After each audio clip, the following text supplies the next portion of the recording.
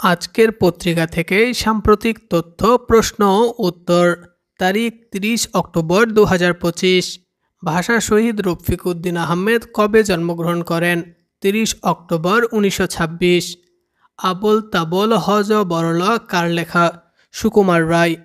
Bangladesh Asiatic society কত সালে প্রতিষ্ঠিত হয়? ১৯৫২ সালে। শরিয়া ভিত্তিক ৫টি ব্যাংক একীভূত হয়ে কোন নামে পরিচিত? সম্মিলিত ইসলামী bank. Belt and road initiative এর সমুদ্রপথ অংশের নাম কি? Maritime silk road. বাংলাদেশ কখন আনুষ্ঠানিকভাবে BRI এ যুক্ত হয়? ২০১৬ সালে। বৈশ্বিক উষ্ণতা বৃদ্ধির কারণে প্রতি মিনিটে কতজন মানুষ মারা যাচ্ছে? ১ জন। ২০২৪ সালে উষ্ণতা বৃদ্ধির কারণে উন্নয়নশীল দেশের GDP কত শতাংশ ক্ষতিগ্রস্ত হয়েছে? ৬%। বীরশ্রেষ্ঠ ফ্লাইট লেফটেন্যান্ট মতিউর রহমান কবে জন্মগ্রহণ করেন? ২৯ অক্টোবর ১৯৪১ সালে।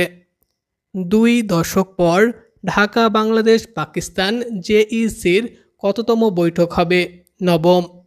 ২০২৫ সালে আন্তর্জাতিক জলবায়ু সম্মেলনে COP30 অনুষ্ঠিত হবে কোন দেশে? ব্রাজিল।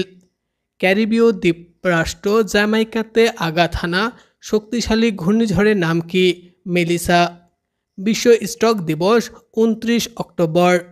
২০২৫ সালে বাংলাদেশ থেকে কত টন আম রপ্তানি হয়েছে?